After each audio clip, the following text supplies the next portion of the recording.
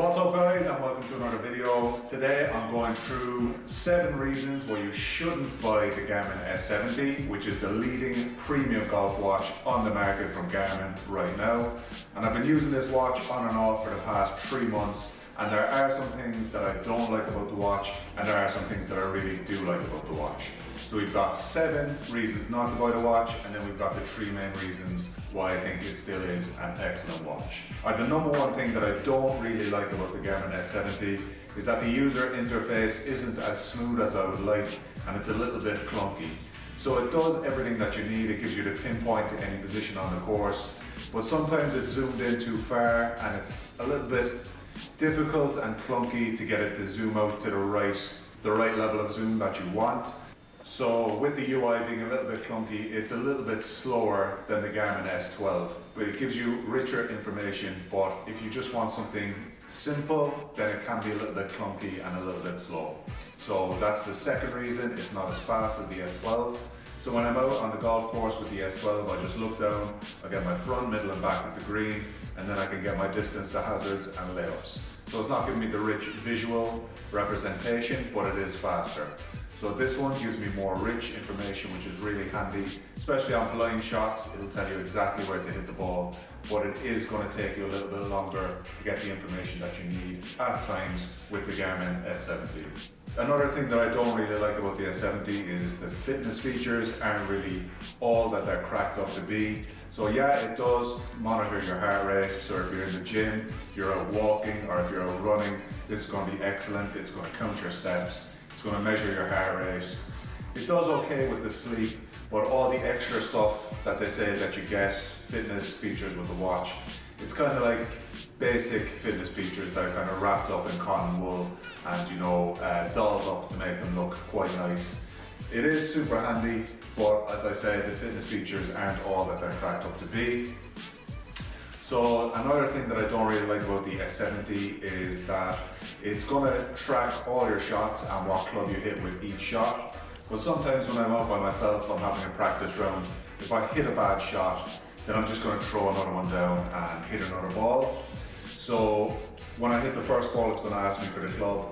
And then when I hit the second ball, it's going to ask me for the club as well. And that can create a little mess in the Garmin Golf app, but you can go in and clean it up afterwards. So it's something to keep in mind. It's going to track which clubs you hit, how far you hit them and how well you hit them.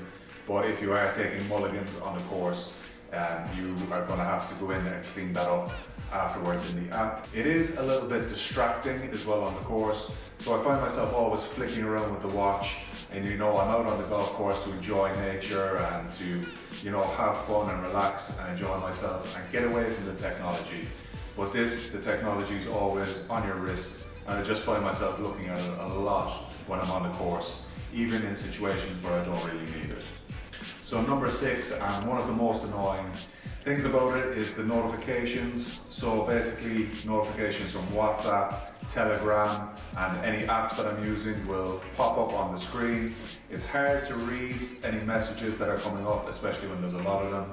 And if you're getting a lot of volume of messages and notifications, it can be really annoying, especially at the night time when you're trying to sleep. This thing will be just buzzing off all through the night. So I just keep it in another room when I'm asleep. And that means that it's not tracking my sleep either when I'm doing that. And the last reason obviously is that it's expensive, and it does give you really rich and deep information. But as I said, there are trade-offs between this and the S12, and you can pick up the S12 for $150. This one's going to cost you $700. So there are trade-offs. This is obviously superior, but it's not as black and white as saying this is the better watch, and if you could get both for free, this is definitely the better one for you to use. Now, what do I really like about the Garmin S70? And the club tracking is super handy. So I can go into the Garmin Golf app after my round, and I can see what my longest drive was, where all my drives ended up, what my approaches were like, where I lost shots, and it gives you a beautiful visual representation of that in the Garmin Golf app. Now, that being said, you also get the Garmin Golf app with the S12, but it's not going to show you how well you're performing with each club. But it is going to track your scorecards, fairways in regulation and greens in regulation, and it's going to track your handicap as well. And if you get the CT10 sensors, then it is going to track your clubs, but then you're getting into extra costs as well. But that option may actually appeal to some golfers as well. So number 2 is the pinpointer. You can pinpoint the distance to any position on the course, and it'll give you that distance and the distance to the green from that point. Excellent for courses that you don't know. So if I'm setting up for a drive and I see a bunker on the right, I'm like, right, how far away is that bunker? And I can just literally point just before the bunker and then maybe use a tree wood. So that's very, very handy as well. And you get the virtual caddy after you complete 5 full rounds with the watch. So as you're walking up to the ball, it's going to give you a suggestion of which club you're going to use, and it's going to paint a little white box where that club's going to end up as well. And that feature is not to be faded because, you know, I was on a par 5 yesterday and I just hit driver blindly, went into the bunker when the virtual caddy had suggested the hybrid. And when I was getting towards the green, I was just like, yeah, if I'd used the hybrid, I'd be in a much better position now.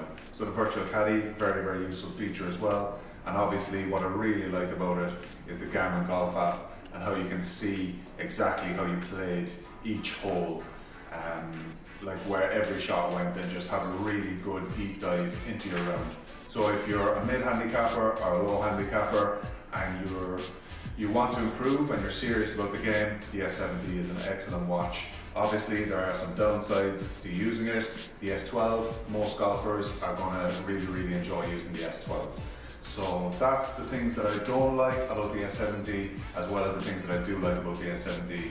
So, you know, it is an excellent watch, and if you're on the fence, you think it's for you, then by all means go for it. But if you're like a high handicapper that plays once, twice, 3 times a month, the S12 is probably going to be the better bet for you. So thanks for watching the video, and hopefully we'll see you on the next one.